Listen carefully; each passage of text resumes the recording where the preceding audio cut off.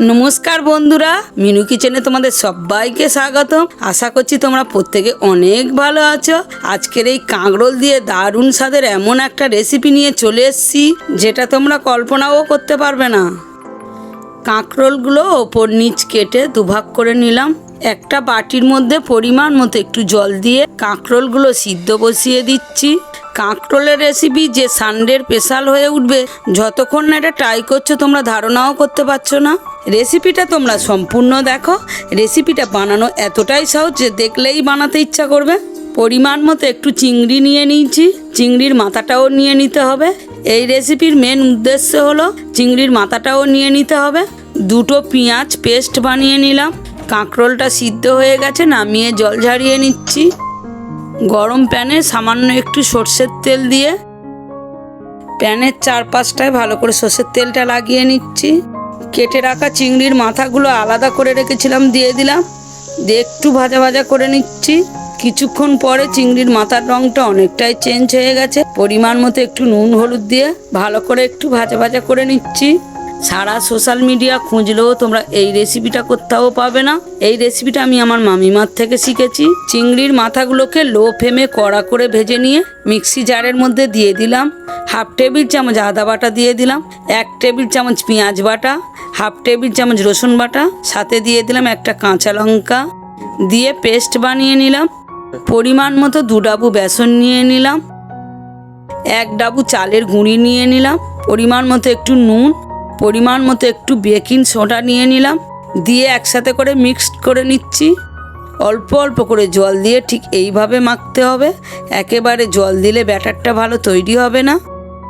ব্যাটারটা ঠিক একটু বেশিরভাগটা মোটা করে তৈরি করতে হবে, তাহলে ভালো মতো তৈরি হবে।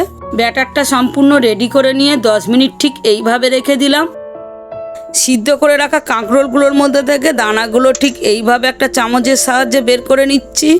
লক্ষ্য রাখতে হবে কাঁকরোলের মধ্যে একটুও যেন দানা না থাকে। সমস্ত দানাটা ভালো করে বের করে নিতে হবে। ঠিক এইভাবে একই রকমভাবে সমস্ত কাঁকরোলের দানাগুলো বের করে নিলাম। চিংড়ির মাথা ভাজা তেলটার মধ্যে চিংড়িগুলো ভেজে নিচ্ছি। আমি কিন্তু এখানে চিংড়িগুলো সম্পূর্ণ খোসা ছাড়িয়েই ভাজছি। বাকি থাকা পেঁয়াজ বাটাটা দিয়ে দিলাম, দিয়ে একটু ভাজা ভাজা করে নিচ্ছি একসাথে করে। পেঁয়াজের রঙটা যখন চেঞ্জ হয়ে গেছে, পরিমাণ মতো একটু নুন, সামান্য একটু হলুদ গুঁড়ো, পরিমাণ মতো একটু গুঁড়ো লঙ্কা দিয়ে একটু ভাজা ভাজা করে নিচ্ছি। রেসিপিটা তোমরা কে কোথা থেকে দেখছো অবশ্যই কমেন্টে জানাবে। তোমাদের কমেন্ট করতে খুবই ভালো লাগে। চিংড়ির মাথার সাথে যে মশলাটা বেটে রেখেছিলাম দিয়ে দিলাম, দিয়ে একসাথে করে ভালো করে মিশিয়ে নিচ্ছি। একটু ঝাল মিষ্টি হওয়ার জন্য পরিমাণ মতো একটু চিনি দিয়ে দিলাম, পরিমাণ মতো একটু গুঁড়ো গরম মশলা দিয়ে দিলাম। দিয়ে একসাথে করে ভালো করে একটু ভাজা ভাজা করে নিচ্ছি। মশলাটা যত ভালো ভাজা ভাজা হবে টেস্টটা ততটাই বাড়বে। লক্ষ্য রাখতে হবে মশলাটা যাতে না পুড়ে যায়। মশলাটা সম্পূর্ণ রেডি করে নিয়ে একটু ঠান্ডা করে নিচ্ছি। কিছুক্ষণ পরে মশলাটা সম্পূর্ণ ঠান্ডা হয়ে গেছে। সিদ্ধ করে রাখা কাঁকরোলগুলোর মধ্যে মশলাটা ভরে নিচ্ছি। সমস্ত কাঁকরোলগুলো ঠিক একই রকমভাবে রেডি করে নিলাম। যে যে কাঁকরোল খেতে পছন্দ করে না, সেও এই রেসিপিটা একবার খেলে 4 বার চেয়ে খাবে। গরম প্যানে পরিমাণ মতো একটু সাদা তেল দিয়ে দিলাম। রেডি করে রাখা কাঁকরোলগুলো বেসনের মধ্যে ঠিক এইভাবে ডুবিয়ে নিয়ে ভালো করে হালকা হাতে ভালো করে ছেনে নিতে হবে। একদম ঠিক বেগুনি ভাজার মতো করে নিতে হবে, তবেই পারফেক্ট হবে। সমস্ত কাঁকরোলের চপগুলো রেডি করে নিয়ে ঠিক একে একে গরম তেলের মধ্যে ভেজে নিচ্ছি। হালকা ঠিক এই রকম উল্টিয়ে পাল্টিয়ে লাল লাল করে ভাজতে হবে। খেয়াল রাখতে হবে কাঁকরোলের চপগুলো যাতে না পুড়ে যায়, তাহলে স্বাদটা অনেকটাই কমে যাবে।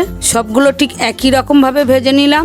আজকের এই কাঁকরোল চিংড়ির রেসিপিটা তোমাদের কেমন লাগলো অবশ্যই কমেন্টের মাধ্যমে জানাবে। চ্যানেলে যদি নতুন হয়ে থাকো চ্যানেলটাকে সাবস্ক্রাইব করে আমাদের পাশে থেকো। তোমরাও ঠিক বাড়িতে এইভাবে বানিয়ে খেয়ে দেখো, তোমাদের খুবই ভালো লাগবে। রেসিপিটা যেমন মজমজে তেমনই টেস্টি। পরের রেসিপিতে দেখা হচ্ছে। সবাই ভালো থেকো।